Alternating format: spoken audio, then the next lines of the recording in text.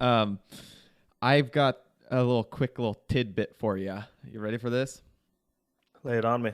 So, was it last night or the night before? It was something like I think it was the night before. I don't think it was last night. It was the night before. So Friday night, right? Yeah. Yeah. Yeah. I'm just chilling. It's like 11 o'clock here. I'm just doing my thing, working on music, whatever.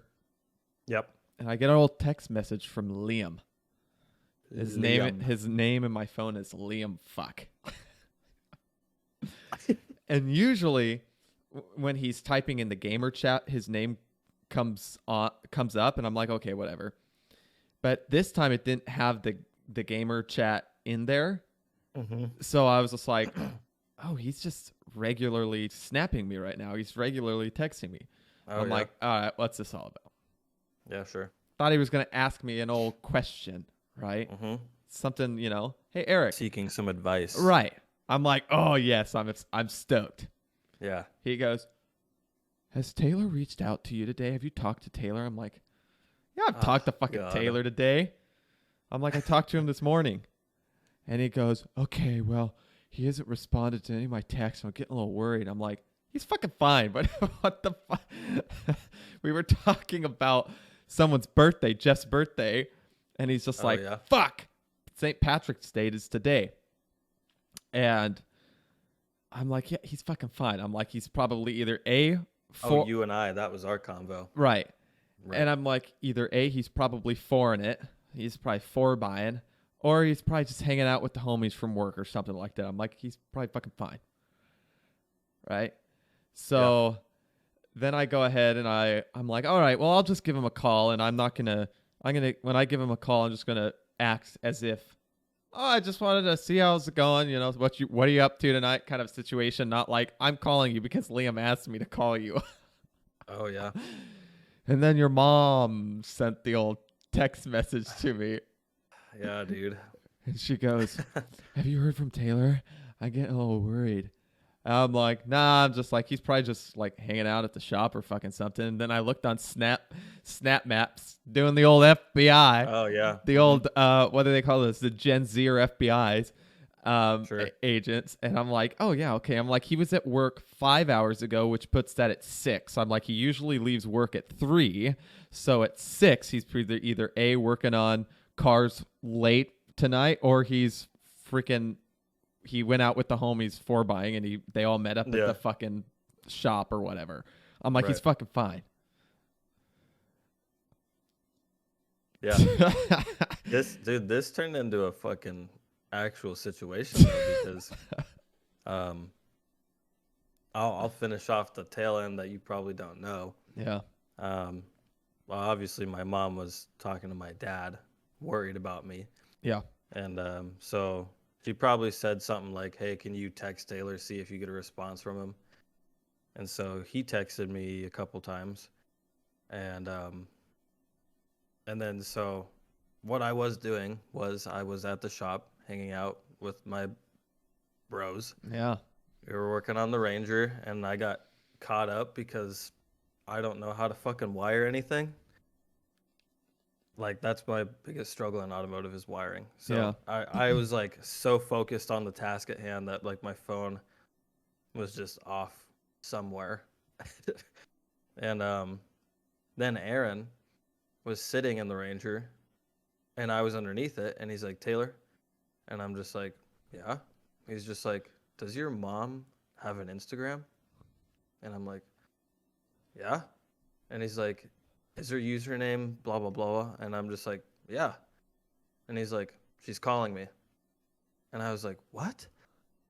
And then I was like, all the dots connected at once. I was like, oh. I'm like, she's probably worried about where I am. Yeah. And so I hop up and I go to my phone. Dude, my phone's just loaded with messages. I'm like, oh, wow. I'm like, it's almost as if I've been dead for 5 hours. Yeah. So yeah, I start replying or whatever. I call my mom, checking with her. Everything's fine. Gosh, it's funny. But yeah, that was a fucking situation.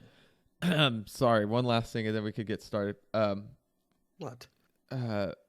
it's funny that you said wiring, and you were just like, wiring is like my biggest thing in automotive. So Biggest like feet like or thing like that I suck at. the biggest mountain to climb, the biggest hill to trek up. For me. So my parents' van has an electrical issue. It cannot hold a charge. So like let's say they'll like overnight it'll completely die. So my dad took it. This is when I was back in Oregon visiting for the holidays. He took it. He one of the things he asked me to do, because I helped him out around the house and stuff like that when I was there. One of the things he had asked me to do was to drive him to the Honda dealership so they could see. They wanted to charge him like $500 to diagnose the issue. And my dad goes, well, I can tell you this right. You know my dad. Dad, I could save you the time.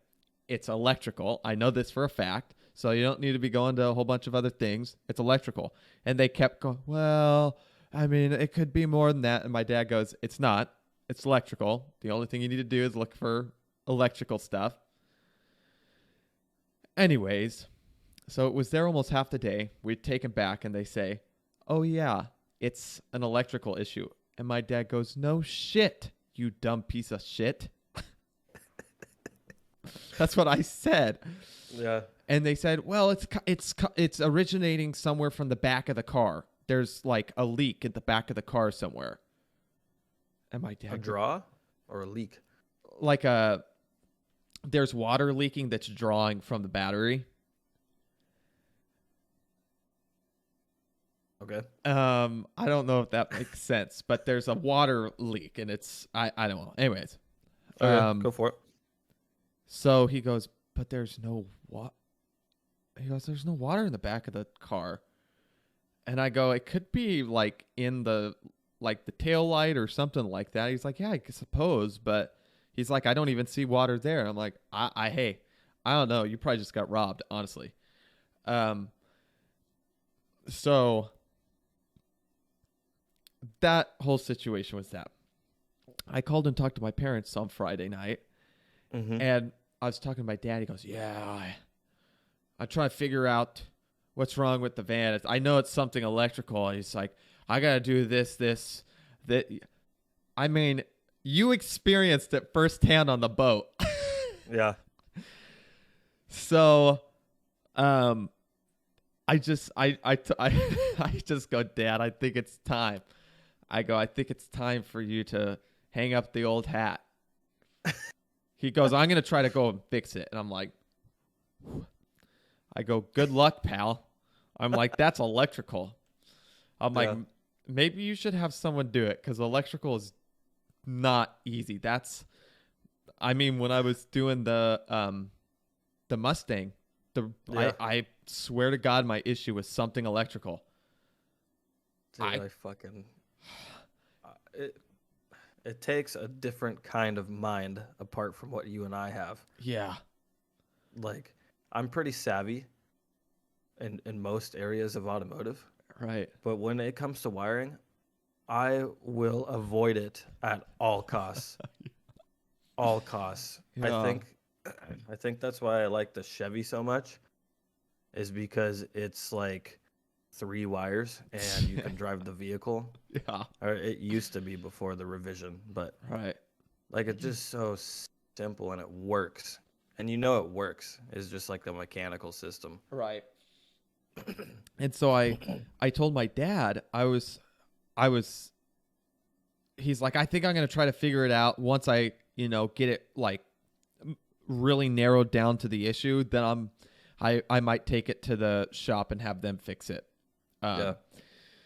And I'm like, well, you might want to rethink that, because I was telling him, like, if you think it's going to be like $1,000, I don't know if it's worth it, because that van's not worth probably more than $4,000. Yeah. So and he's like, well, see, and that's what I've been going back and forth on, is whether or not I should do that. Because if it is $1,000, then I'm just going to go get a new car. But if it's $500, then I would do it. And I go, but the thing is these these people who fix cars, the big ones, so like a Honda dealership, they're not going to tell. They'll give you a quote, but they always say, "Well, I can't be for certain how much it's going to be because of the time." And honestly, I understand, but that's the one thing that's like my biggest pet peeve. I'm like, I don't give a fuck what you think. I want an idea of what the idea, how much it's going to cost me. Because if it's fucking $1,500, if it's around there, I want to be prepared to say, okay, well, I might have to spend $2,000 to get this fixed, right? I wonder, I wonder though, if this is just a new tactic that dealerships are using, because technically all of that information per job is job costed already. Yeah. So like when you go in there and you say, okay, we're going to replace the ignition switch on your car and it's going to take 2 hours at a rate of $150 an hour. Usually that's how like dealerships work. And then like maybe more of the elite smaller businesses may have a system like that. Yeah. But every car people that I've worked with, I always press them for a quote, because I've gone to people and they're like, I don't know, I can't give you a quote on that. And I'm like, well, you need to, because I'm not going to come in if you can't give me a quote and then I have no idea how much this is going to cost me. Because believe it or not everybody's made of money. Nobody can just go, okay, I need to get my car fixed. Here's $2,000 to get my car fixed. Because then at that point, is your car really worth getting something fixed for $2,000, or are you just better off getting a new car? Or is it like, okay, well, I'm just going to have to do this myself. The one thing is my car I have now, the AC unit was fucked. The whole system was fucked. Bunky. And I needed to get it fixed because I was planning on keeping this car. Well, I think this was early summer, and I think I had managed to hold off until like midsummer, but it was just in Oregon, it was getting up to the 100 degrees. And I'm like, I can't do this, especially if I'm driving across the United States. So I ended up going and spending, I think it was $1,200 to get the whole system fixed, because that is one thing I don't even want to mess with, I didn't know that. Yeah, and I did it at the dealership I bought it for, because they have their own like mechanic shop attached to the car dealership, and I get 20% off of parts and 10% off of service. So I saved myself a little bit of money, because everywhere else I went, they said, I can't give you a quote. I can't give you how much that's going to cost. And I'm like, well, okay, well, I have no choice.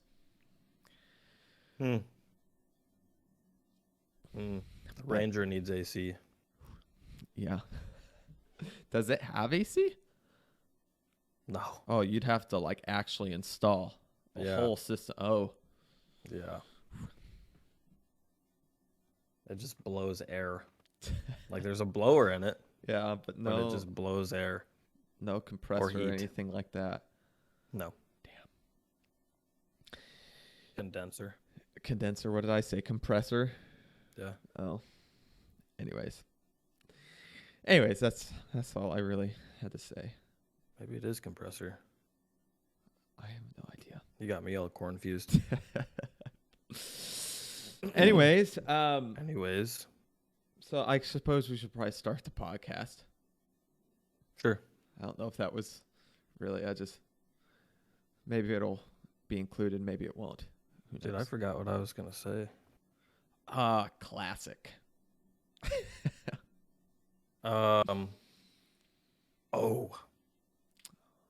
Another little nature segment here. This is sick as fuck, okay? This is the only reason I'm talking about it. Actually, did Tyler hit you up about my last little nature bit? No. Tyler hit me up about our nature bit on the cordyceps virus. Mm-hmm. He said they made a whole video game about it back around like the pandemic starting, but they didn't release it or something like that because they were afraid of, people associating that virus with the virus. Yeah. So, but anyways, the albus blue butterfly. This butterfly is so cool. So, It involves more ants. But obviously, before a butterfly is a butterfly, it's a caterpillar. And so basically, I believe what they end up doing is they crawl into an ant colony's tunnel system. The butterfly thing does? The caterpillar. Caterpillar? Yeah, it crawls underground. And that's where it's basically, it's using the ants for their own benefit. So like before, like a caterpillar goes into a cocoon, it has to like bulk up. So it starts to imitate the sounds, like it can recreate the sounds that the queen of the colony emits. So then it convinces all the ants around it that it's a queen. And so basically it can tell the ants, hey, go get me some fucking food. I'm hungry. And these ants will sit there and they'll feed this caterpillar. And then eventually what ends up happening is that the caterpillar turns into a cocoon. And from there, it's in a cocoon. Guess how long this... Guess how long it is in a cocoon formation. I know there's a more scientific term for it. I don't remember, but sure. So the butterfly what's the time in a cocoon? Yeah. How long is that process from caterpillar to butterfly? Could say 6 months. 2 years. 2 years? 2 years, man. Oh my. I was blown to pieces by this information, obviously. Yeah. And then yeah, that thing comes out of the cocoon as a beautiful blue butterfly. And it's just like, I was like, wow. I'm like, how fucking sick is that, dude? I was like, I gotta talk about this. You're turning into a middle-aged man. Well, so, God, dude, this camera's ass. I guess the reason I've been finding this, what? No, I was just continue. Oh, okay.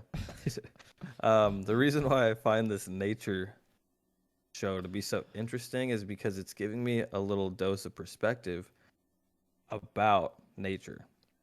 So there's like always been this great feud between automotive industry and like nature. Okay. I need to say this correctly. Okay. Yeah. Like the EPA. Yeah. That's it. The feud between the EPA and automotive industry. And so I was like, let me what? I think that's backwards. What? Oh no, you're right.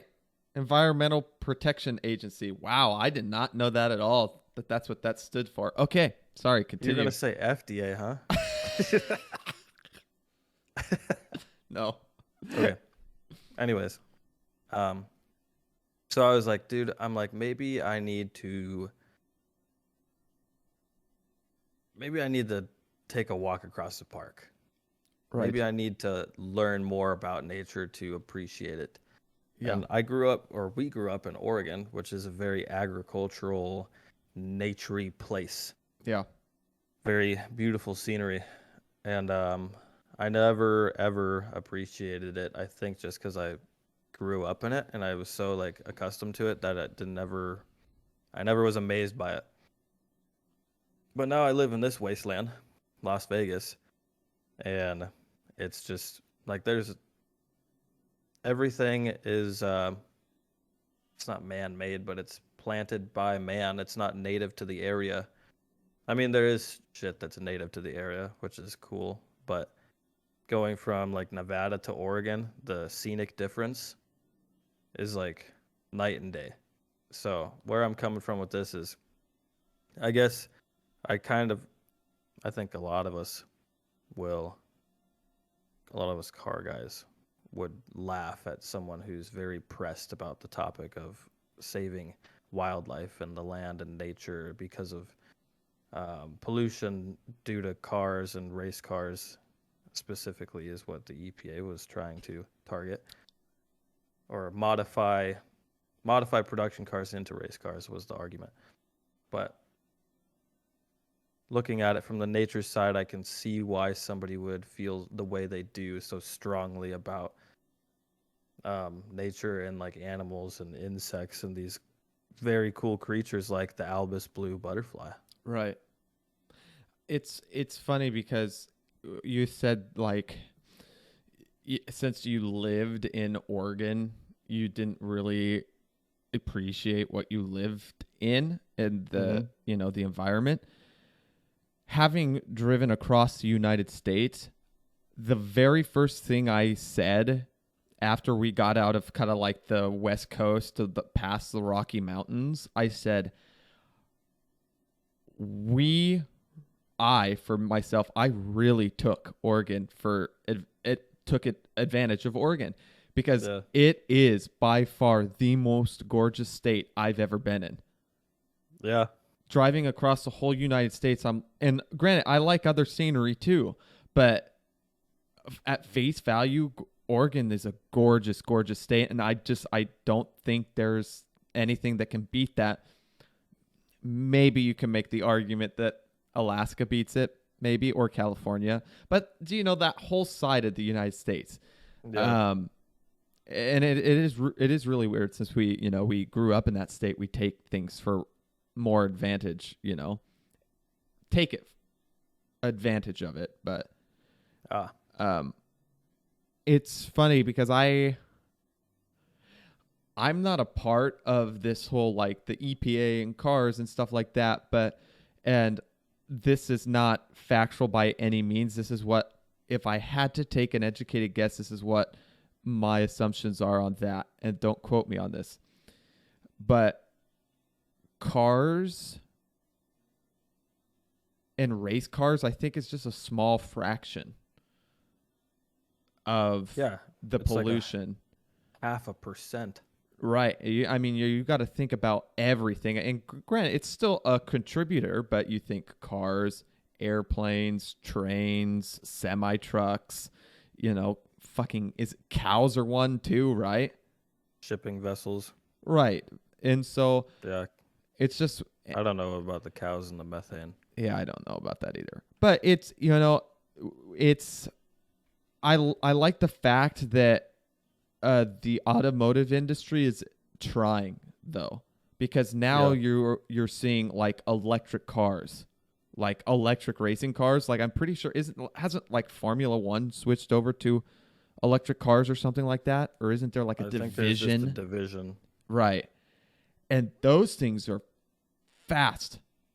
Yeah. And I'm pretty sure like Ken Block, wasn't he and the e-tron?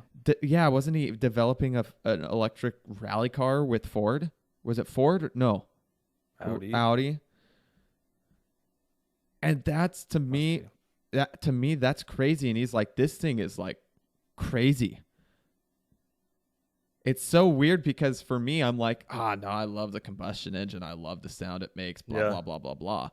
But then in reality, if I got to sit behind one of those electric cars that just puts you back to I'd be freaking my shit out. It's so funny how human beings get attached to sound. Yeah. Right. Like the residency.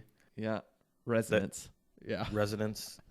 Anyways, V8s, there's something to do with that frequency that, like, the human ear in the V8 sound is why people love a V8 sound. Yeah. It's the same thing with singing. It's why people love singing so much. It just hits your soul. Oh, God. Anyways, for me, in electric vehicles, I don't feel like they're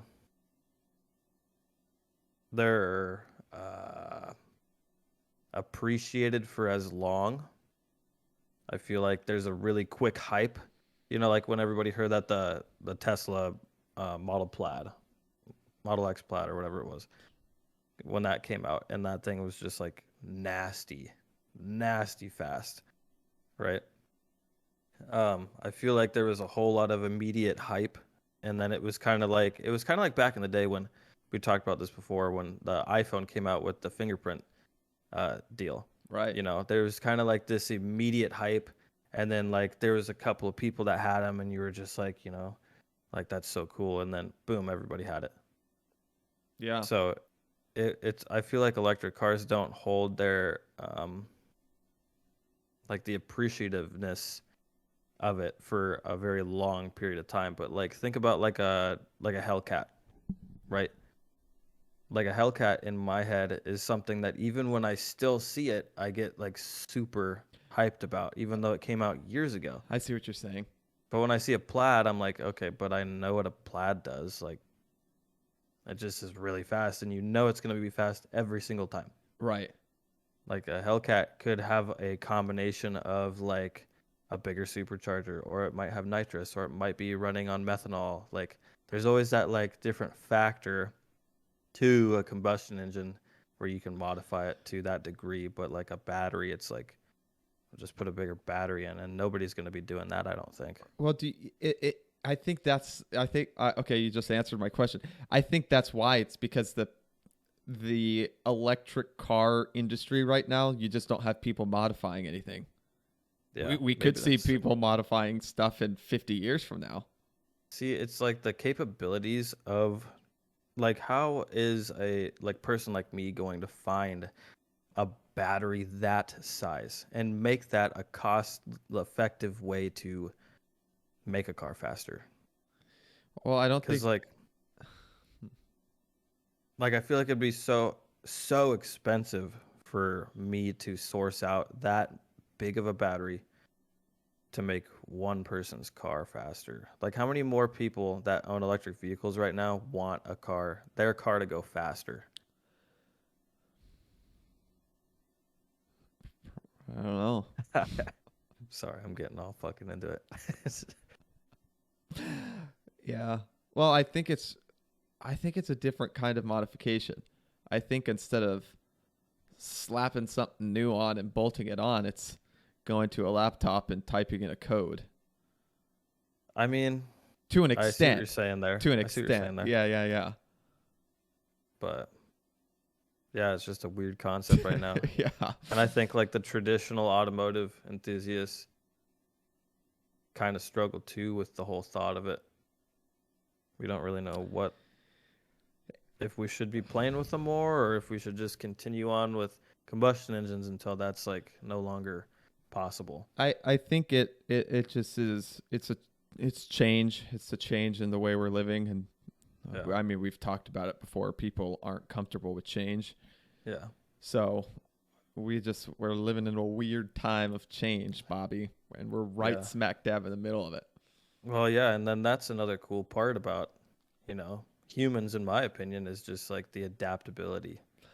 It's just on the fly almost. Yeah. Like we just adapt like that. Yeah. It's funny because for me, I have an example in my life where one of my friends, his dad is older, but he worked in technology, right? But when he was right smack dab in the middle of it, our age, that's when technology was booming, and that's when technology was becoming a thing, Are you okay? Dude, I just spilled my Monster. Oh. Bitch. No. Fucking pause. Fucking pause.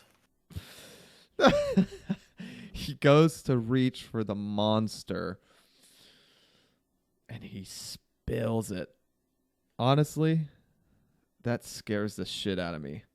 Spilling anything around electronics. Oh gosh, okay. He's gonna clean up while I continue to talk here. Yeah. Sticky. So anyways, he was growing up right when technology was starting to be a thing. And I think to like older people, like let's say my grandparents' age, who are not super receptive to technology, and they say, I'm just not going to learn it because it's something new. I just, whereas my friend's dad, who is, I think he's in his 60s now, I think, he was all about it, and he was fully dived into, what's the word I'm looking for? Accepting the new technology, the new change, So it's just fun. It depends on what you want to do as an individual and how you want to accept change. But I just always find that interesting because I think we talked about that last podcast about being open-minded. And I think that also has to do with how willing you are to accept change. Mm-hmm.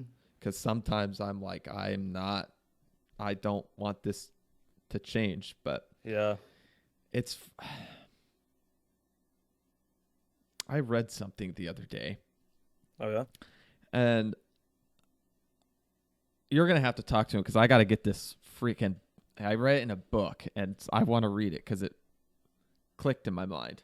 So. Son of a bitch. You really pulled a fast one on me there, so I'm not actually gonna say anything productive to the podcast. I'm just gonna fill the gap in no sound. He's back. Okay, I'm back. I gotta find the page it was on here really quickly. I gotta remember what page I'm on. I'm gonna type this. I was on page 18. Okay. I'll just keep talking to him about what I was talking about. Thank you. So, yeah, basically, probably anything that I say right now is going to be no benefit to the actual podcast. It's just purely to break up the silence. Honestly, though, for those of you watching the video portion, you will notice, look at how healthy my mustache looks. Do you trim it up? I do. It's like a third eyebrow is what I called it last week. Because my eyebrows are like the same fucking size. Jeez, I can't talk this dumb, Eric. You're gonna have to find this fucking sentence. I sound like an absolute idiot. Nobody needs to know this. So it's interesting. Okay, I think I found it. It's in my conducting technique book. Yeah. And it's funny because it started one of the chapters in here was actually the first chapter. It's called Inspiration. And I don't know if you knew this about conductors, but they're essentially it's a dictatorship, essentially. A conductor is a dictator. Now, in the musical world, we hope this dictator is one that maybe that's not right.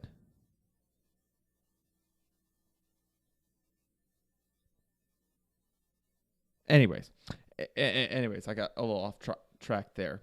But it essentially, the job of the conductor is to be a leader. And we've said a lot of stuff in this podcast and talking about perspective. And that's what I read in here, but now I'm not finding where it was about the where the perspective was. But I just found that really interesting. And I'll just read this first sentence here. Most of the qualities of good leadership are the same, whether applied to coaching a team, running an organization, or conducting. Be fair, don't play favorites, give the newcomer a chance, be consistent in discipline, make the punishment fit the crime each and every time it is necessary, know your field, prepare your material, be willing to accept suggestions from members, be willing to change your ideas when they do not work out, but On the other hand, be positive. You are the boss. Most musicians would rather be told to play something a certain way, even if they do not particularly like it, rather than be subjected to a consistently vacillating conductor. Whether the committees is helpful, but eventually, okay, blah, blah, blah, blah, blah, blah, blah. So I found that really interesting because, and again, I can't find the part in the book where it said something about perspective, but it said in order to be a good leader, you have to have perspective. And I was just, I read that and I'm like, that's pretty much all we talk about on this damn podcast is perspective. Yeah. We started this episode out with perspective. And I'm not saying by any means you and I are good leaders, because God knows we are. But I'm sorry, you might be, but I'm still learning. I have a question. Speaking. Oh God. Do you think you're born? Do you think natural leaders are born as leaders? Or do you think it's something that is always progressive, always learning? There's no reason I think that anybody could not be a leader. It's just their willpower to become one. Yeah. And I think a large portion of, I'd say you have a higher potential to become a leader based upon the environment in which you grew up in. I think that plays a heavy role, but I'm not saying there's not people that want to excel further and become a leader if they grew up in like a similar environment. You know what I'm saying? Yeah, that makes sense. Because leaders come from all different walks of life, and everybody has their own style of how they do it. And that's kind of why it's hard to help somebody become a leader, because it's purely that person's viewpoint on how they lead and on what works for them. So I think becoming a leader may be one of the hardest things to do if you're trying. Yeah. Sometimes it's like when you're trying to be a leader, you're worse than if you were just purely yourself and how you would go about a normal situation. In my opinion of leadership. Yeah. And that's where I was going to roll it into. Okay. Like the work week. This work week was kind of the first week in which I've taken a bigger bite out of this new job role. And so a lot more responsibility has fallen on my shoulders as we're doing our transition. But it's just crazy how much perspective I've been getting, knowing how much stress was on another one of my coworkers' shoulders, and he's taking on a different stress. And I say stress in a positive way, because I think stress is positive. I think panic is negative. So I think they go hand in hand. Mm-hmm. Or anxiety, I suppose. But yeah, it's been going really good. It's been pretty difficult, I think, because I've been thinking about it too hard. Like while I'm at work, I'll just be thinking like, how am I going to lead this team to like success? How am I going to take this situation and make it better? Or the hardest thing for me right now is actually assigning people tasks. But that's something that we're going to keep developing in the future. But like for some reason, even though I'm a pretty heavy self-starter, it's hard for me to put myself into that person's shoes and say, okay, what am I going to do? You know? Yeah. That's been a tough one for me, but it's exciting because it's a total change of pace. I'm still welding. I'm still fabbing, but more of a leadership role. Yeah, the leadership role it's crazy. It's cool. Yeah. That's good. It's always it's funny that you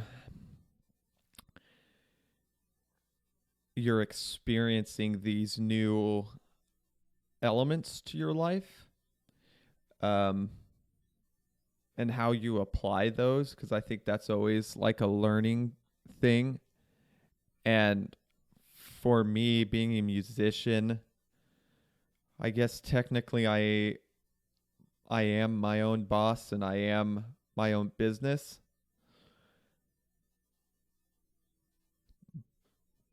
And so I know how to run that business really well, and that uh, I can manage myself really well. But it's funny when you talk about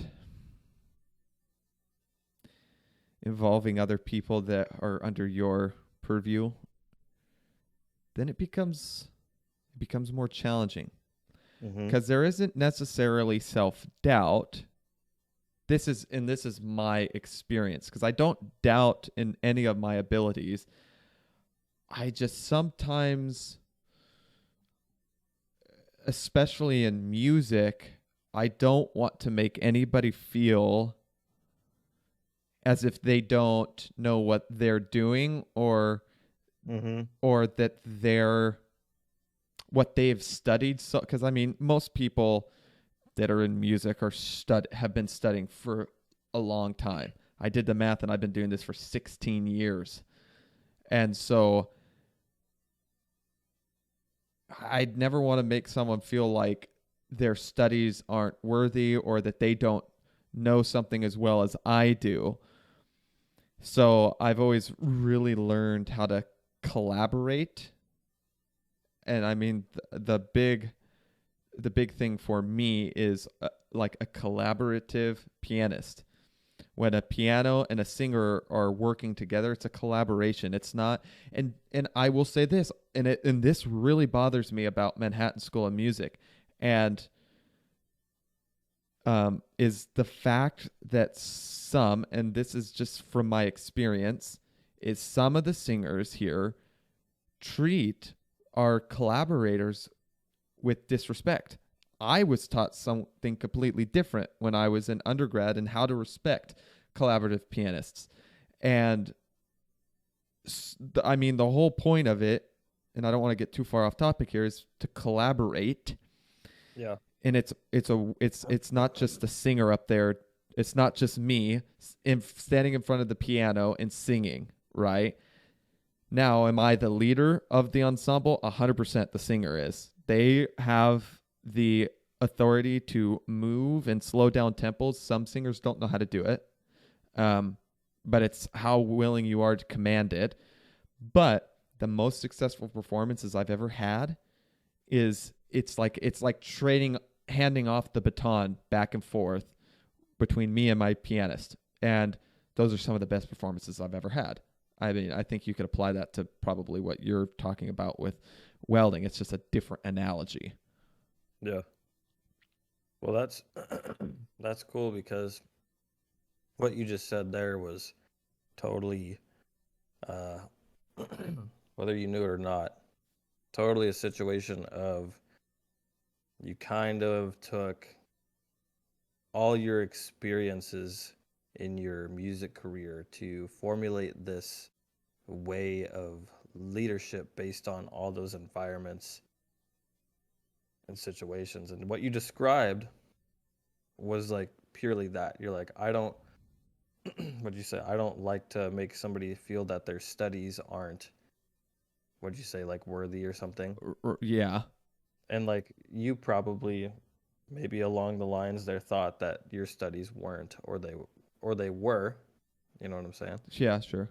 So that was purely like your version of how to be a leader in the music industry. Yeah. So that was like cool to hear you talk about that. Yeah.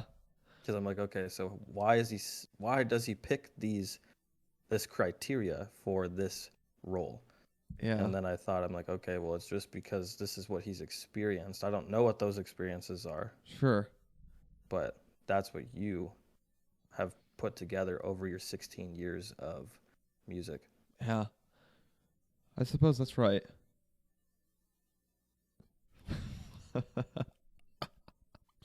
Yes. Thank you for the perspective.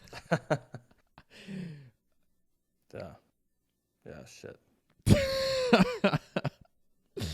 Well, it's funny because it's not fucking funny, Eric. Stop fucking saying that. Jesus Christ. God. I record every single one of my lessons and coachings that I have. Yeah. I go back and listen to these for things like when I'm working on exercises at home, right? I'll go back and say, okay, what did my coach say here, or what did my professor say here? I'll go back and be like, okay, that's what he said. And then I can make it consistent. So I'm not just going home and practicing something completely different. If I forgot about it, I can make it consistent. But I've noticed in all of my lessons that I do, and I get really frustrated with myself on this, is if I mess up, I always say, I'm sorry. Or if I stumble over my words, I'm like, I'm sorry. Or if I if I do something wrong, I'm always apologizing. I always go, I'm sorry. I'm sorry. I'm sorry. Mm-hmm. And I'm watching this TV show, right? I'm going to make the connection here soon. I'm watching this TV show called NCIS. And Gibbs, he always says to his subordinates, he says, don't apologize, it's a sign of weakness. Now, I don't know if I agree with that. But one of the other subordinates in this TV show, she goes, so Tony, he goes, I'm sorry, boss. And Gibbs goes, don't apologize, it's a sign of weakness. And the other female agent, she goes, also annoying. So I thought that was interesting because I get annoyed with myself because it is annoying when you're in a lesson and you're both working, because it's not just me. It's not in my voice lessons or my coaching. It isn't like and this is for me. It's my professor is not saying, oh, I am the all worthy and I know way more than you. And I'm not saying that he doesn't, because he does. That's just flat out. He's got way more experience in music than I do. And I'm only learning from him. But what he's there to do is to make me a better musician. So by me saying I'm sorry every time I mess up, he's the one that constantly tells. He's like, stop saying I'm sorry. He's like, I don't care. Mm-hmm. You messed up. Yeah. It happens. We all mess up. We're not perfect. He's like, I agree with this. We're not perfect human beings. We can strive for excellence, but no one's ever perfect, right? And so by me saying, oh, I'm sorry all the time, it's doubting my abilities and saying, oh, well, I did something wrong. Yes, I might have done something wrong, but in reality, I just messed up, right? I just made a little flub on some text or technique or something like that. It doesn't mean that I'm not good or that I'm not worthy of whatever. It just means that I had messed up. And so I also think saying sorry every 30 seconds also diminishes when you truly are sorry for something. Yeah. So I just thought that was interesting. Yeah. I was trying to think. I'm like, okay, so like if you, because I catch myself, or maybe I used to be a big I'm sorrier. But then I think about, I guess in that leadership role, I'm like, how much every time you say I'm sorry, it gives up that little bit of like more power. Right. And I mean, don't be afraid of saying I'm sorry. It's just, it doesn't need to be that go-to phrase that you say every time you make a mistake that isn't even noticed by probably the other person. Right, right. And that's the big thing is I think a lot of people are in their head about a lot of stuff. And at the end of the day, if you're collaborating with people, they're all trying to make a product, an end product that is good, right? So they're not going to think to themselves, oh, okay, you messed up. Okay, you should be sorry. And if you're dealing with someone like that, then I suggest you get out of that situation ASAP. Yeah. Right? Or you maybe find someone to be differently on your team. But it is I think all of these things have to do with leadership, because if you're in a leadership position and you don't know something, it's okay to say, I don't know. Let me go find out. Yeah. Or if you're truly sorry about something, like, okay, I'm truly sorry, I actually messed this up, and it was, I don't want to necessarily say detrimental, but it did have some sort of effect on the overall outcome of your mistake, then it's okay to say you're sorry. But if you're like, oh, sorry, because have you ever been like in school where you're listening to someone's presentation, or even at work or anything on a professional level, I could say, where someone just kept saying they're sorry, like every 30 seconds, then it becomes annoying, and you're like, okay, dude, it's really not that big of a deal, but we get into our heads as human beings too much, because, and I think that's a good thing that we are in our heads, because to me, that says that you have high standards for yourself, and that's good. But if you were going to have high standards for yourself, if you get up in front of a group of people and you are expected to lead, you lead. You don't, you don't, that's not the moment for self-doubt, Well, and that information you just gave right there could be valuable to someone in the way that maybe they're trying to figure out, why am I not a leader yet? Or why have I not been promoted yet? Well, break it down into little, like the I'm sorry thing could be the thing preventing you from getting that next higher position. Right. Is because it does make you look a little bit weak. Yeah. It because like you just fall back on this fucking I'm sorry phrase, or you have this tendency that could also be playing a different role in your life that you don't see. Yeah. Like, go ahead. And it's funny because I got this lesson from my undergraduate voice professor early on in my undergrad. I kept saying I'm sorry in all my lessons. And there was one time I messed up big time. Like I didn't have something memorized and it was supposed to be right. Yeah. And I go, I'm sorry. I'm sorry. And he looked me dead in the eye and he goes, I don't care if you're sorry. He's just like, I don't care if you're sorry. He's like, I want you to tell me, instead of saying I'm sorry every time, tell me what you're going to do so that you're not sorry next time. Yeah. So I took that. I just remembered this now. And every time I had the urge to apologize in a lesson, I would always think about that and say, what had happened was because of my own fault, nobody else's fault. I'm the only one that can change the outcome, right? So I messed up. Yeah. So I learned to say, I messed up. I'm going to go home and for the next week, I'm going to put 2 hours into this. Yeah. Till our next lesson.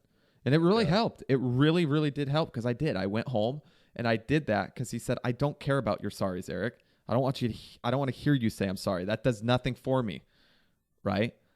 Yeah. And that might have been a little on the harsher side, but he also realized early on that I'm that kind of person, that I'm very harsh on myself because I have very high standards for myself. And I have very high standards for the people in my life, but he realized that. So he said, okay, well, I'm going to be a tough ass then. I'm going to be on your ass 24/7.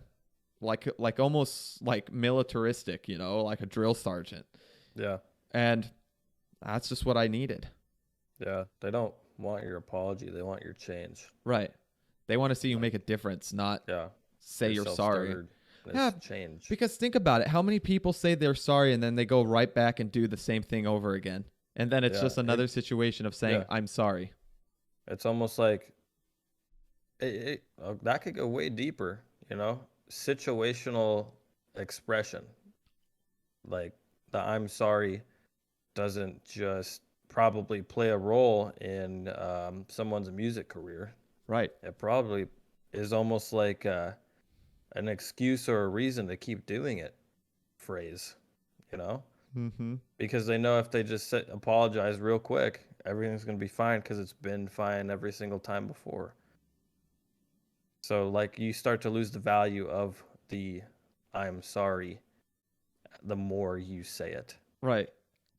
And as you get further into the professional career, no one gives a shit if you're sorry. If you're sorry, you're fired. Yeah. If I show up to a rehearsal with the New York Philharmonic and we're singing Mendelssohn's Elijah, and let's say I'm singing Elijah, I don't have that stuff. I keep messing up and I keep saying, I'm sorry. Guess what? Maestro's going to say, you're fired. Yeah. He won't say that, but he'll say, you can excuse yourself from the rehearsal. And that is not, I really want to make this very clear. That is not saying that it's not okay to mess up, because it is okay to mess up. It's okay to have flubs. Yeah. But it goes along the lines of, if you keep saying you're sorry, and you're never fixing it and you're never doing something about it, then that's a different conversation we have to have,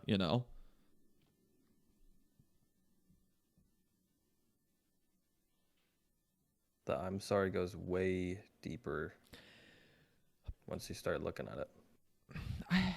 I find that to be the case with most things, honestly. Like in anything that you choose to do, if you really look deep into what you're saying, there's a lot of meanings behind a lot of things. True. And it also depends on what you want to do in your life too. Because if you're okay with saying you're sorry and you don't want to, you don't really, I don't want to say, I'm going to say, don't have really strong aspirations, and you're okay with working your part-time your life retail at a mediocre level. Right. And okay, well, we need to really make sure, because you and I are really different, but there are some people who are completely and utterly happy with that lifestyle. Yeah. So when we say mediocre, it's mediocre for us, but it might not be for somebody else. Oh, I meant that. No, I see what you're saying though. And that's the same thing though, is what I was saying with the leadership thing, is like your walk of life or your environment growing up will or can dictate where do you want to fall, or your goals and aspirations. Right. Which is unfortunate, but I mean, that's how it's all equal and opposite. That's the... Not so black and white. Yeah. So. It's, okay, I'm going to have to remember this. I can't remember it, so I'm not even going to say it. Oh. Something about science, something or other. Food chain? No, can't remember. Oh. So sorry. Oh, that's upsetting. Awesomeness. Yeah. So I don't know. So, okay. Do you? What? Fuck. What was I gonna say? I was gonna say something. The older we get, the more frequent this is gonna happen. Dude, Aaron called me out on this. He's like, you guys get on a really good pace with the podcast, and then you both are like, what was it we were saying? And the it's only you listener, and I know, and the listener's like, you fucks, you were going this way. Give it to us. Yeah, let me just give up on it. We're blue Gone balling our forever. listeners. Yeah. It's just fucking, damn it. Dude. So I'm going golfing. Oh, fuck yes. I'm so excited for this. In 3 hours.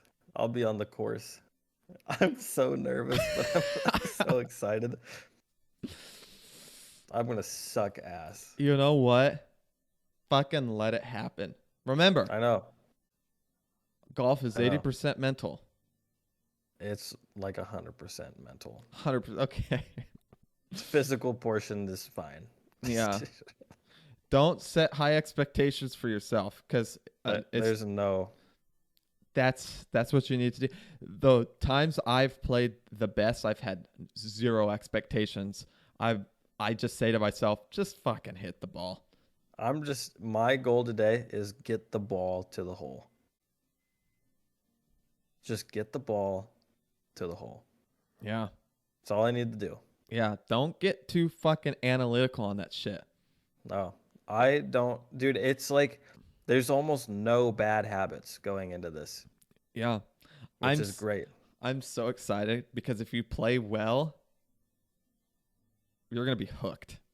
I'm going to play well and then I'm going to suck. Honestly, honest to God, I think even if you don't play well, I think you're going to be hooked. Because you're going to... I wish the weather was better. So how many people are you going out with? Dude, 1, 2, 3, 4, 5, 6.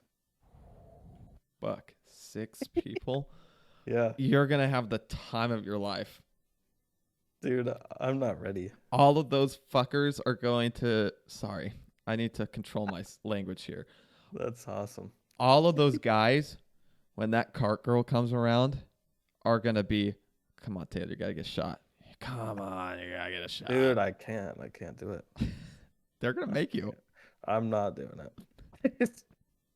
I hate alcohol. Get what are they called? Moscow Mule. Oh shit.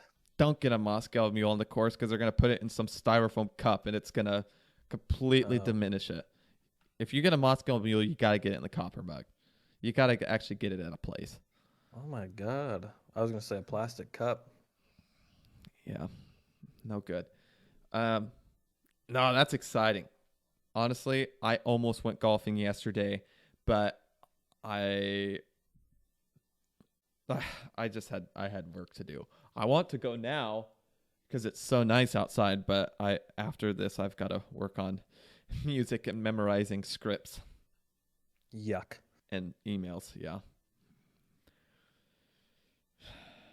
Fun. God damn it. What was I going to say about golfing?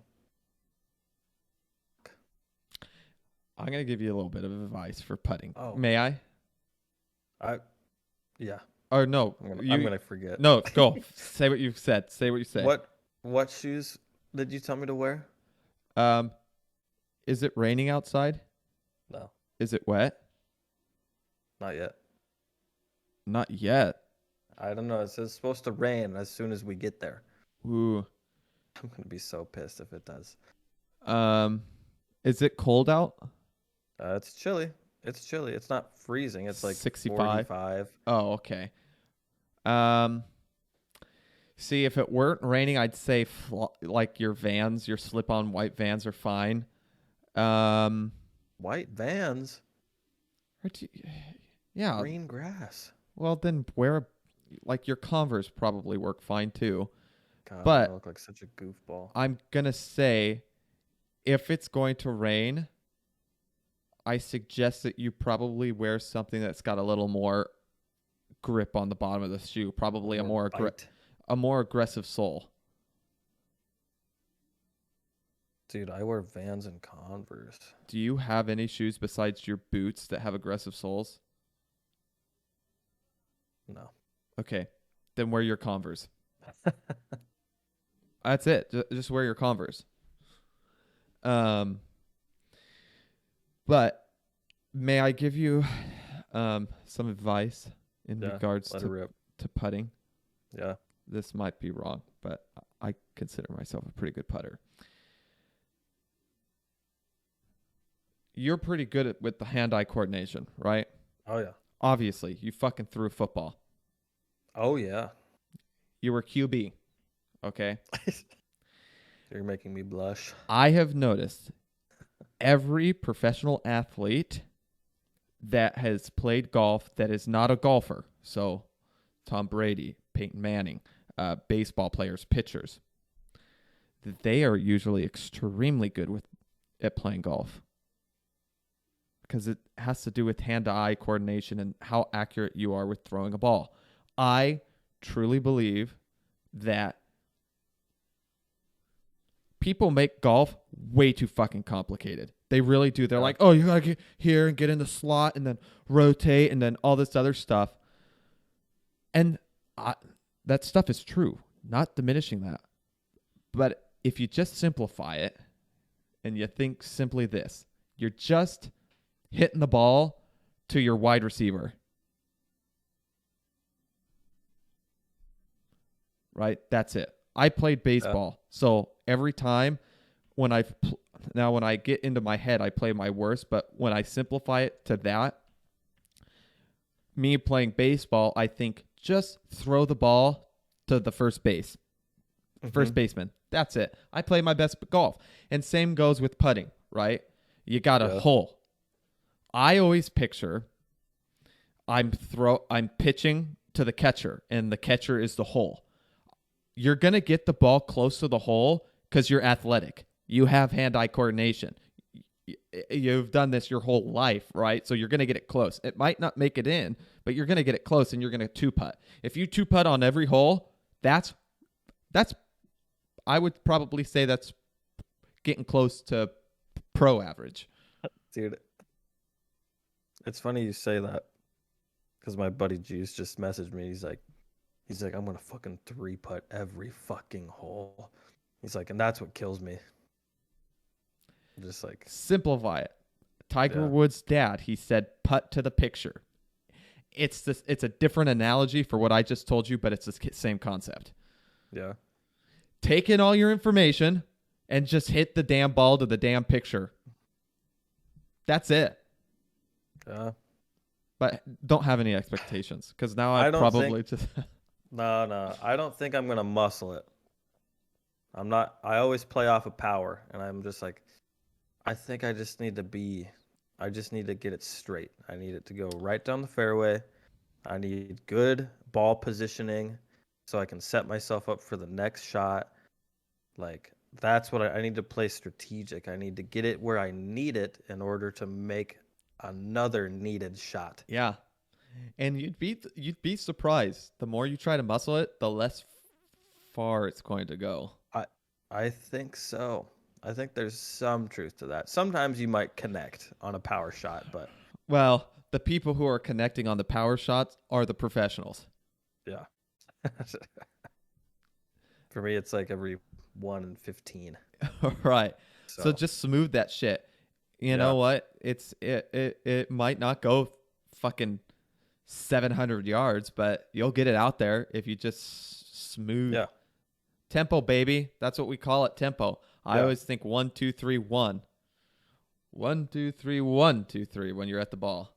1, 2, 3, 1, 2, 3. Look at this guy. It's like a waltz. Or 1, 2, 1, 2, 1. Well, that's the same thing, but just in a different meter. 1, 2, 3, 4, 1. No, I gotta go with the waltz. 1, 2, 3, 1, 2, 3. I like that open hand slapping action you got there. Slap that shit, Bobby. Jeez. Slap that ball. Oh my god. Well, think about it. No, I am. The club face is a freaking hand. Think of that ball as some booty cheeks. Oh my Lanta, dude. That ball's gone forever then. Gosh, just as hard as you can. Don't do that. Oh, I'm excited for you. I'm stoked because guess what? I found out So the main reason why I've never traveled with my golf clubs, because I thought it was like $200 to travel with golf clubs. I was researching. Boy. It'll only cost me at most probably, so let's say 30, 65 bucks, 70 bucks. Why? Because you got. You just thought that it was 200? I thought it was 200 because I thought this was classified as oversized, but it's not. Because the golf bag doesn't exceed, I think it's like 118 something or other. I don't know if it's inches or whatever. I think it's inches. It doesn't exceed 100 and something inches, and it doesn't exceed the weight, then you're fine. Which a golf bag is not more than 50 pounds unless you've got like bricks in your bag, right? Yeah. And it doesn't exceed it, so you're only going to get charged 35 bucks as a carry-on. They classify that as a carry-on, right? However, if you want protection for your golf clubs, say something gets damaged, then the airline has to reimburse you for the damaged items, which is 20 bucks or 25 bucks or whatever it is. It depends on the airline. So then your $35 would become 60 bucks.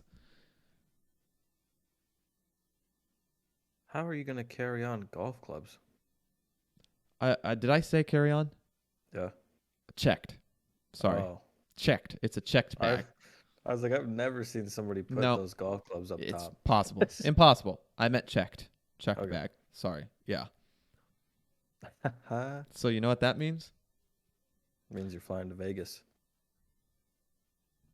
Then we're going to have a sleepover. Gosh. Yeah, I don't know about that. We still need I do. Oh. We still need to what? Nothing. I'll tell it to you later. Oh, boy. Yeah, it's the boys' trip. We need to fucking figure that out. Oh, yeah. But anyway. It's really hard to organize a boys' trip because there's no females involved. I feel like females like stay on top of that shit. And they're like, all right, well, we found this to go here and there's this list of options. Taylor, I think since it was our idea, I think we're probably gonna have to plan everything. Probably pick the destination and just say this is where we're going. Bro, I have this. Oh, go ahead. I was gonna say honestly, I mean we'll have to. I know you wanted to go like to a cabin or something like that, but if money's gonna be an issue for everybody, that's what I'm saying, dude. Maybe we just see if we can maybe hit up Jeff and ask if we could go to the beach house. Because I mean, no, you know what that'll turn into? What? Shit show. Oh. I say, dude, I'm pretty motivated for some reason to convert the back of the Ranger into a sleeping den. God, you're turning into this guy called Mav on YouTube. Mav? Yeah, he's got an F-150 and he's driven across the whole United States and sleeps in the back of his truck. Dude, I've always thought it was a little bit creepy / weird for some reason.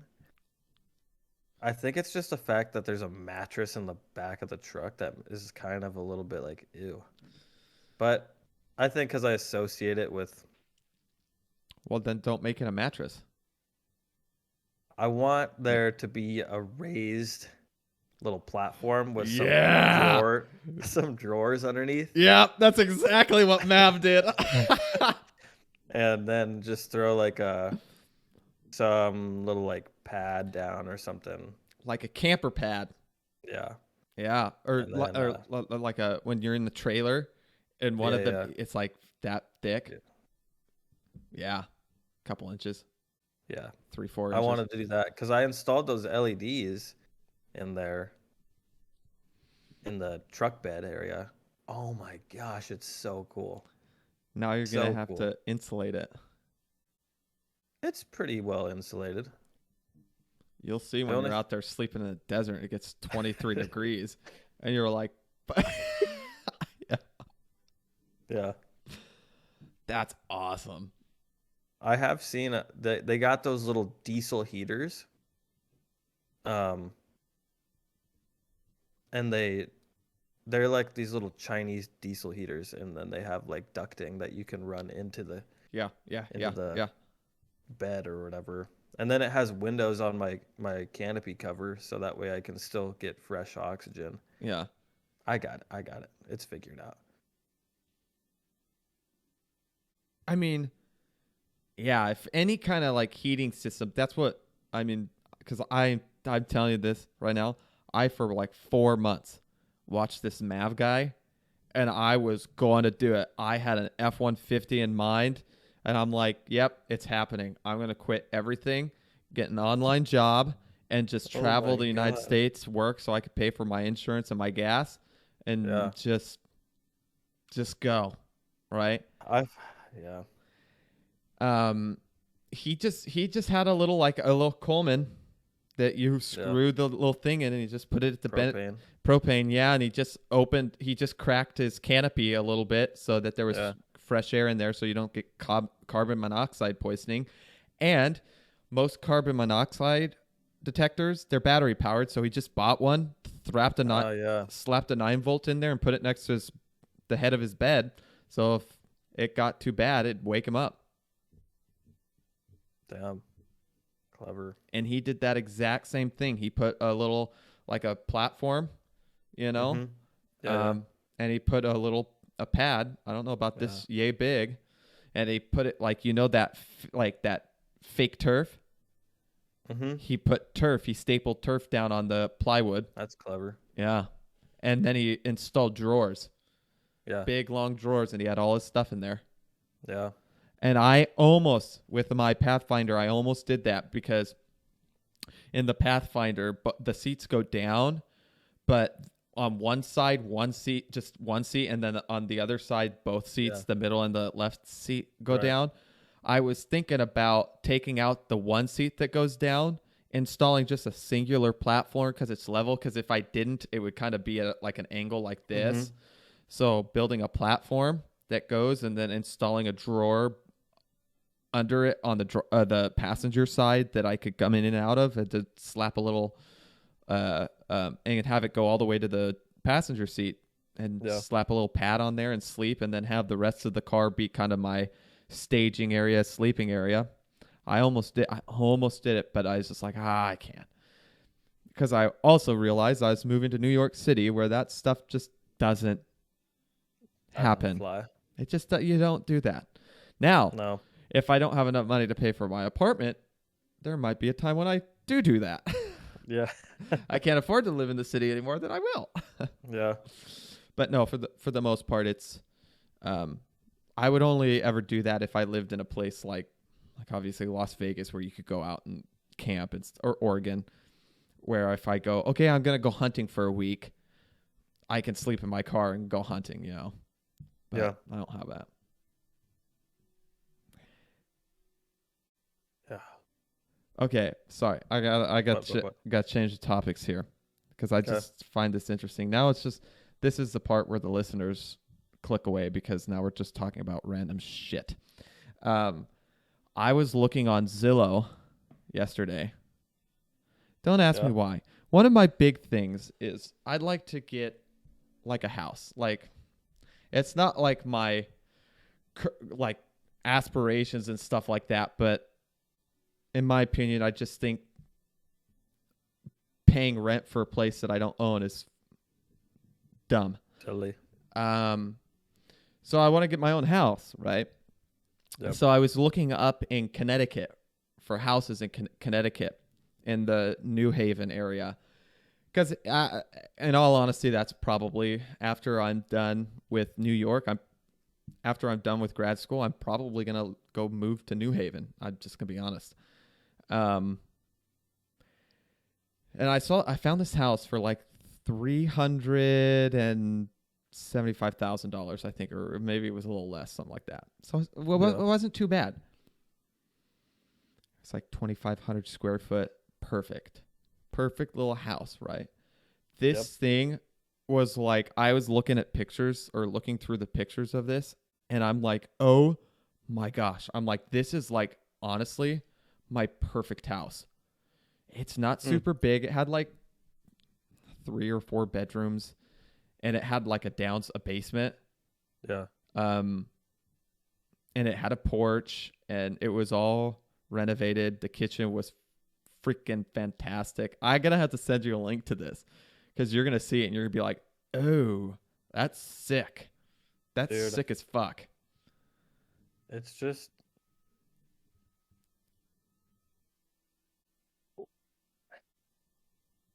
it's weird because like I don't think the listeners are gonna click away because I think we're all guilty of like daydream shopping. You know? Like for me, it's cars and Facebook Marketplace. Like I get so stuck on that shit, dude. Oh fuck! This podcast is drawing out, but we're gonna have to talk about that too. Yeah. Go ahead, keep going. So I go into all these details of like how would I be able to afford this? So I go through all of the different kinds of mortgages you could get, right? FHA, all these different kinds of playing out, right? Yeah. So I went through it. I'm like, okay, sweet. I can afford this house. Well, I can't afford it now because I'm poor. But I said, Yeah. if I can manage to make, what was it? So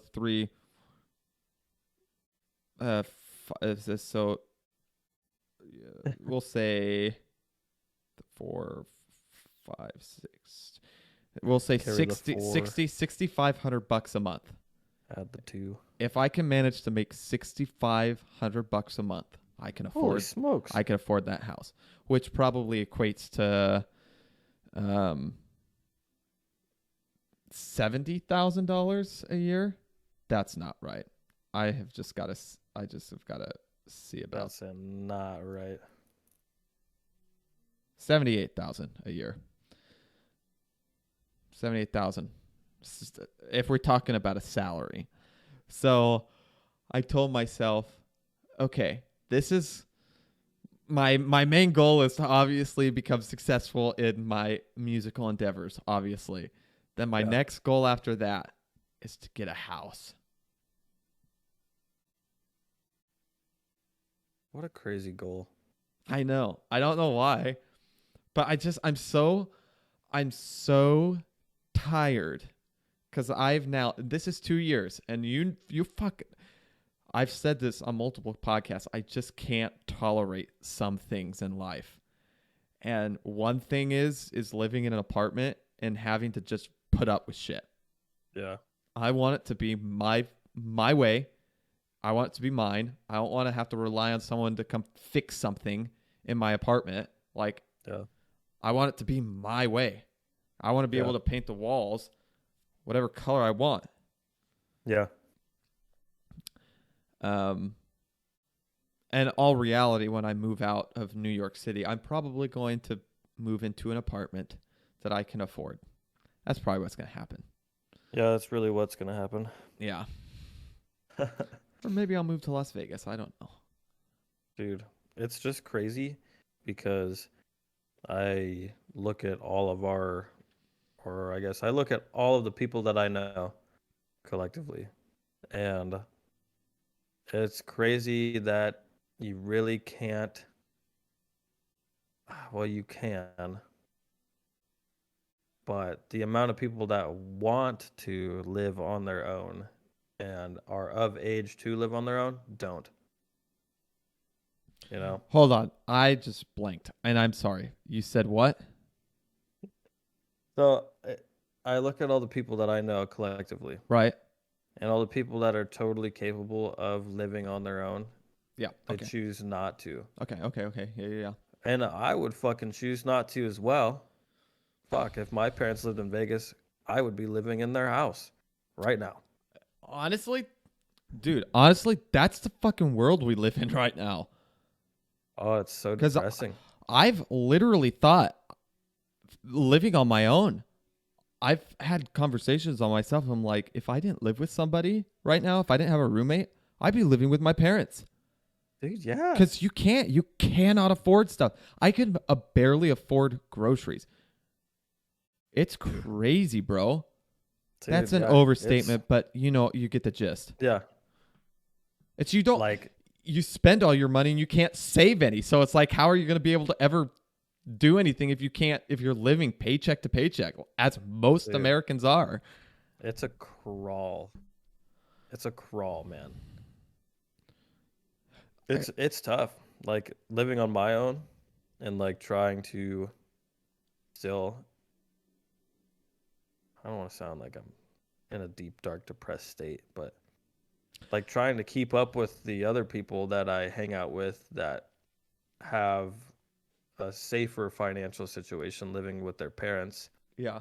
It's hard to like say yes to some things, like activities and such. And I'm just like, yeah, I'm like, I don't got money for that right now. Like I can't do Right, that. right. Well, let me ask you this.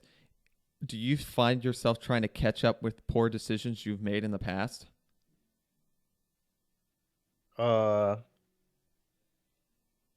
Or maybe mean, not fuck. the wisest decisions, I should say. Financially? Yeah. I mean, like credit card wise, yeah. Like shit like that. I'm sorry, I just got to call you out here for a second, right? One thing I think of when I asked you that question, which I hoped you would have brought up, you didn't, is the Passat. Absolutely fucked on that. Oh, the last one? Yeah. Or this one? No, the last one. Oh, yeah. Just a freaking junk ball. What was I? And it's because I remember. Yeah, you got like I think it was like they were selling it for $5,000.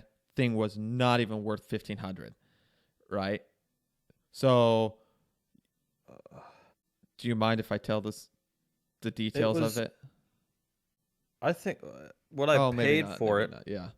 Okay. Yeah. What I paid for it, I think, was a fair price for the car in a reliable running state.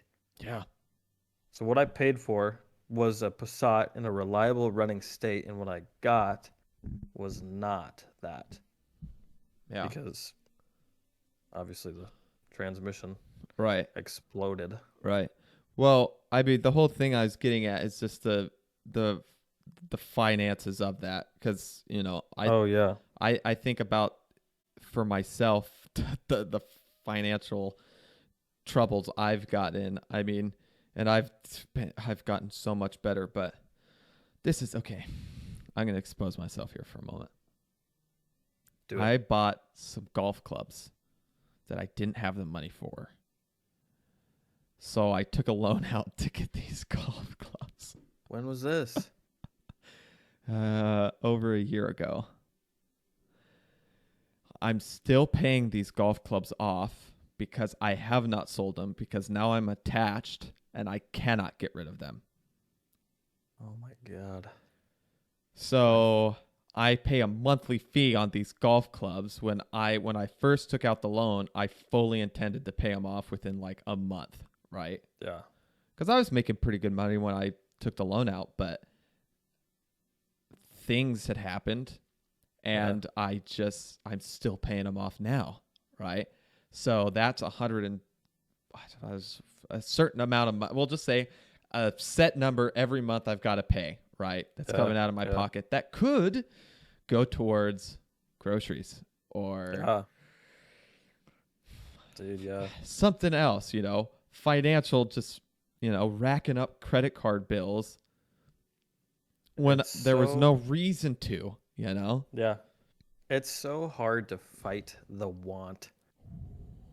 It's so hard to fight the want. And I think I said this maybe a few podcasts. It's just like the epitome of the middle class. Like, I know. It's so hard to fight the want. The long-term benefit outweighs the immediate purchase. It's like you really, really have to go like deep into your inner soul to figure out if you can have this item, because we know you want it, but is it smart? You got to go play through all the scenarios. You got to weigh it all on the line, where someone that might be a little financially better off is just be like, oh, whatever. Right. Whereas you say the middle class, they want something, so a little bit more challenging. They've got to weigh all the pros and cons and what happens if this happens? What happens? That's why, honest to God, the middle class, they have to be on a fucking tight ass budget. I have a budget spreadsheet. I don't fucking follow it. My dad keeps trying to because my dad's a finance guy, right? Yeah. So he made this spreadsheet for me, and he's like, follow this to a T, and you will have money to do things that you want. I don't do that. Yep. I want something, and I'm like, fuck it, I'm buying it, knowing damn well I don't have the money for it. Yeah, for real, man. All right, now that we're here, I'll admit. Okay, here's something crazy. Okay. I was on. Okay, you know what? Fuck. Let me go way back. I reactivated Instagram, my personal, and I reactivated Facebook. All right. So far, I don't think we're putting a time limit on this podcast. No. So far, I've noticed that because I withdrew from social media for about a month. So now that I'm back on, I find it really hard to even want to stay focused on Instagram at all. I go to Instagram and I'm on there for 2 minutes tops now, and then I'm off. Yeah. And I'm like, whoa. I'm like, before I'd sit there hours and hours scrolling through like the Discover. Search. Yeah. The Discover. That's what it is. And now it's like I get on there and I'm like, yuck. And my guilty pleasure is Facebook Marketplace. I've been spending the most time on Marketplace. It's not even social media. It's just like, what do I want today? and then this is where the story comes into play. Okay, so I didn't have enough money to make this purchase. So I started thinking, what avenues could I go down to find the money that I need for this purchase? Have you ever heard of a Sur-Ron? No. It's a really badass electric dirt bike. And I've seen there's this one YouTuber I'm subscribed to that has one. And I saw him about 2 years ago riding it. And I was like, that is the coolest thing on earth. And so I was just scrolling through Marketplace with no intentions of finding a Sur-Ron. But of course, one pops up. And I'm like, oh God, I didn't know people were selling these on Marketplace. So I start digging. Oh no. Find a dude here in town selling one for $3,600. Oh no. And 3,600 to me is just a number that I need to find somewhere in my bank accounts. So I'm like, okay. I'm like, I have this much amount left on the credit card. I can pull this much amount out of the bank. Like, I'm finding the money. Okay, now I have the money. Not really. And so I messaged the dude, and I'm just like, hey, I'm like, would you care if I purchase this with X amount of cash and X amount of Venmo or whatever? And his reply, which I appreciate, was no. And then I just dropped it. I was like, okay, it's not worth my time to justify it to this stranger.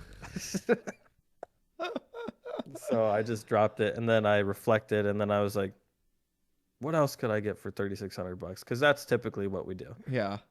And so then it's almost like I was like, okay, I'm going to go look at another square body, but I want it to be 4x4. So I go and look at K20s, and then I'm like, what about an old school GMC Jimmy?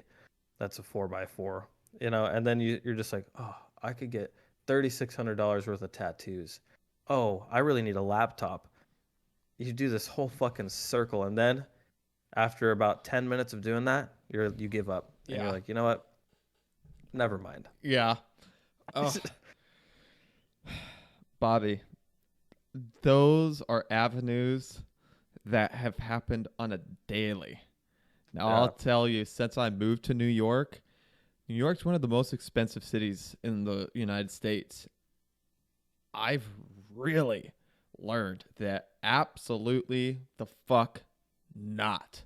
I'm like, dude, now I'm cheap. I'm like, $2? Are you joking me? I could get the world for $2. I can't get shit for $2 in New York. But that's what it's come to, where I'm like, I can't give up $2 extra. I can't do it, you know? And before, ours are like really different. Mine, like my obsessions are like golf related equipment, and that's the dangerous thing, because it's to buy anything new golf related equipment, it's expensive, right? So that's why I go used, but I get down a rabbit hole and I'm like, ooh, that's a Scotty Cameron putter. Mm-hmm. Just $230. Yeah. $230 for a putter is a lot of money. But I would have a Scotty Cameron and it would sound and look so crisp in my hands. But then I'm like, oh, but I do need a new set of wedges though. And then I'd have to get 3. So now you're looking at $150 a pop for 3 wedges. And then you just start going down all this stuff and you're like, well, wait a minute. I have wedges that work just fine. I don't need to replace my wedges every year because I'm not a professional. I'm like, the putter I have, I love a lot. So there's no reason I need to get to it. I'm like, what other things that I've gotten? I'm like, wait a second. This $1,500 I'm about to spend, I could put towards my car that I really wanted. You know, the car that I currently own that I took a loan out for. I'm just like, I could put $1,500 towards that and pay that off. Or I'm like, I could put $1,500 towards my credit card. What? And then you just start rolling these things, and it's just dangerous. But then I think it might be beneficial, because then you're just like, no. You get to that moment where you're just like, nope, fuck it. I can't. I got to fucking shut everything off and walk away. Yeah. And then my big thing is going to the driving range. The amount of money I spent on golf courses, golf clubs, and hitting balls at the driving range over the past 2 years. Mm-hmm. I haven't even calculated it, but I don't want to, because I can only make an educated guess that it's probably over $5,000. Oh boy. And thinking about that makes me so frustrated with myself. Oh, Eric. Because then I start thinking, I'm like, wait, $1,500, I could put that into stocks and make money. You know, I can make my money make money. But then it's like, I just want the damn... Yeah. Because I get in trouble with you on cars too, because I'll go on Marketplace and I'll look up classic Mustangs. I sent you that Mustang, dude. That thing was bitching. And I'm like, no, stop, because now I'm going to start seeing them all over my Facebook Marketplace. Yeah. Because I'll do the same thing. So I'll scroll through Facebook Marketplace for hours just looking. It's like, why? Because I know I'm not going to buy anything. Bobby, you need to get your nose handled. I know. You're still on camera, you fuck. I know. Oh. Okay. Allergies. It's allergy season. I'm sorry. Allergies all year season. Yeah. Yeah. Anyways. Oh, fuck. Yeah, no, dude. I don't know. It's like, the problem with me though is that I get that fucking trigger finger going. And some days I will just randomly pull the trigger when I wasn't expecting it. And I'll just buy something that's ridiculously expensive. For instance, this gimbal for the camera. Oh, why? I bought a crazy badass DJI gimbal. No. Yeah, I bought an RS3 DJI gimbal. Oh my God, those are like crazy expensive. Crazy expensive, dude. Me thinking I'm gonna all of a sudden become a fucking videographer. What am I gonna be fucking doing with a gimbal, man? I mean, I do car like automotive shit like that, and it makes it way easier to do. But then we got Clayton at work who makes videos 2 times better than I can make on his iPhone just because he's got a steady hand. Yeah. I'm like, fuck, I probably have a steady hand too since I weld all the time. Right. I just got to figure out how to use my phone. Yeah. Yeah, you make do with what you got. You don't fucking go and buy a gimbal that could pay off a sixth of your car in one swoop. Yeah. Oh, Now I'm like, maybe I need to sell it.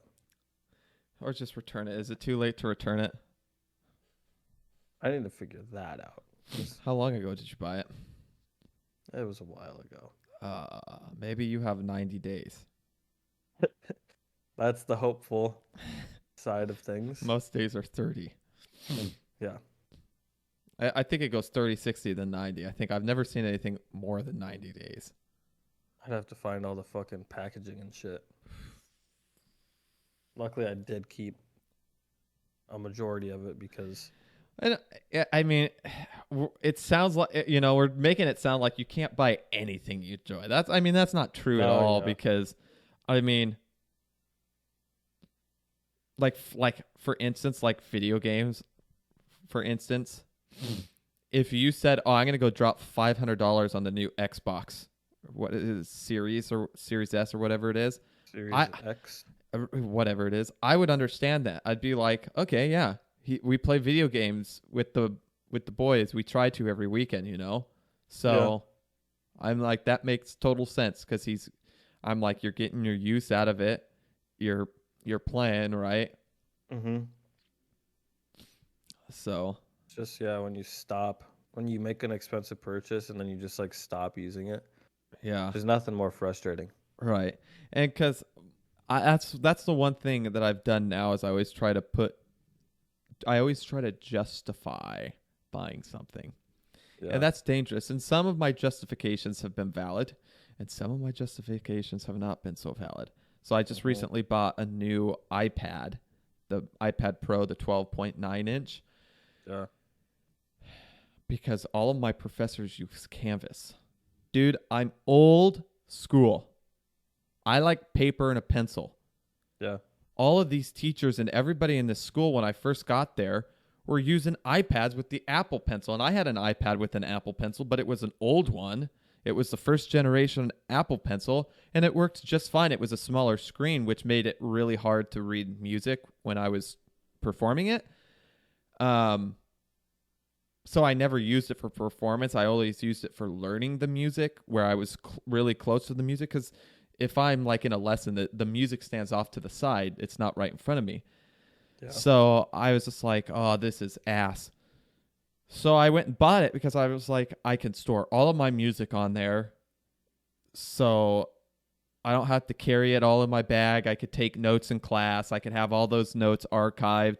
I could do all the homework assignments from Canvas on my iPad, and I can use the iPad and give my pianist my paper copy, because all of the pianists my pianist that I work with, they like paper copies. So I'm like, oh, I'm wasting paper and cutting down trees if I double print music. So that's ultimately why I justified that, and I've gotten my use out of it. That's all I use. But that's good though.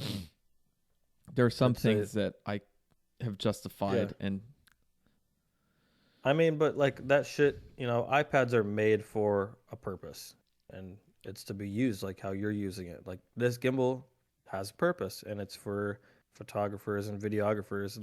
That is something they do, most likely for either a side hustle that's steady, right, or a career.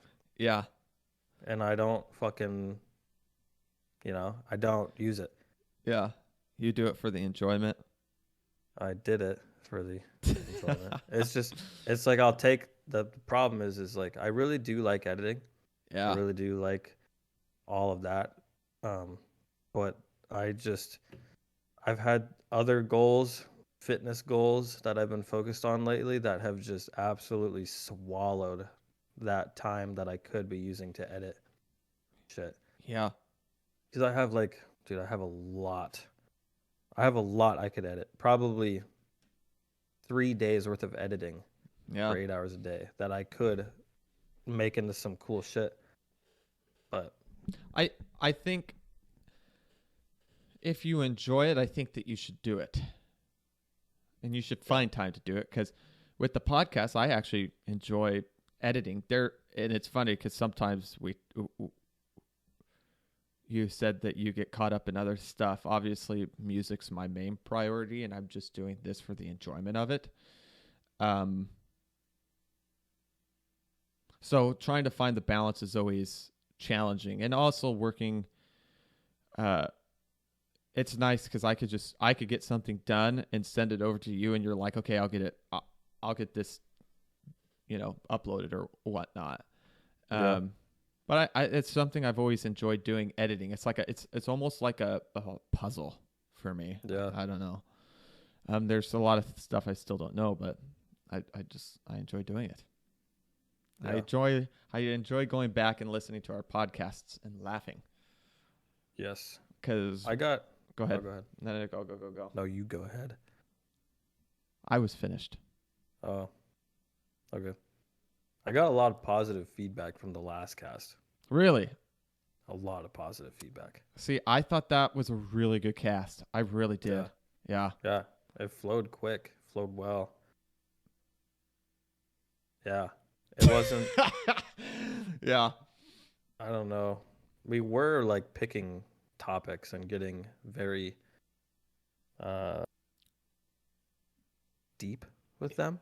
Yeah. And I think that is okay, like we've said, but it also isn't always a vibe. Yeah. And I think because I think in doing anything like successful, like especially like a podcast, you kind of got to find your niche. And I sit there and I think about it, and sometimes I worry. I'm like, oh, we're kind of all over the place. But I think that's okay, because we're all over the place, but they're confined to topics, and we talk about that topic and then we just move on. That's the whole point of this podcast, is the tangents aspect of it. If you just want to hear two guys talk about random shit, this is it. I've never listened to Joe Rogan's podcast, but from the clips I've seen, that seems like what his podcast is. They just talk about stuff. Yeah. Some of it is heavier than others. Some of it's not heavier than others, right? Yeah. And his is obviously centered around having guests, because his podcast is huge. He can afford to have guests on his podcast, but that's what his is centered around. And he asks questions. It's like a talk show. He's like talk show host. That's, we're just talking, and we hope people can enjoy what they're listening to. Dude, we're gonna have to get a guest on, because looking at, if you go and look through other people's podcasts, usually within the first 15 they have a guest on. Yeah, we're at 12 right now. We're episode 12. So I think it's time.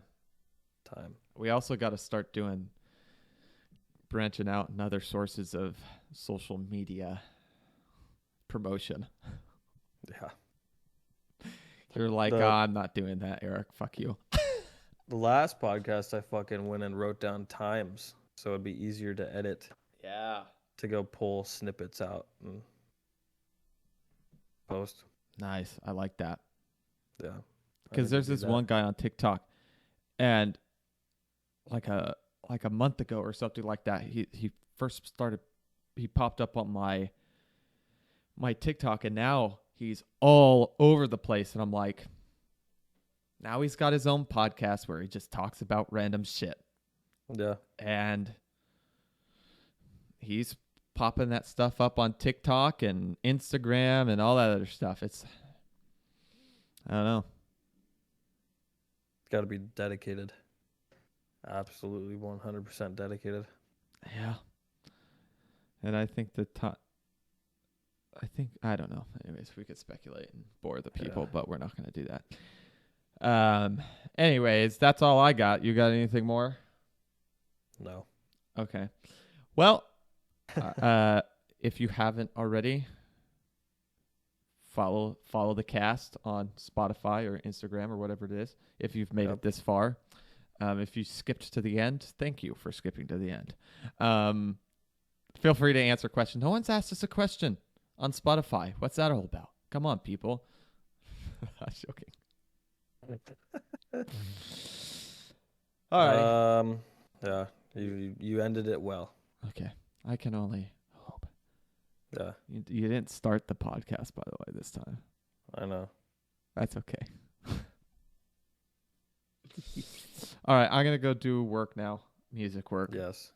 I'm going to go golf. Stretch before you golf.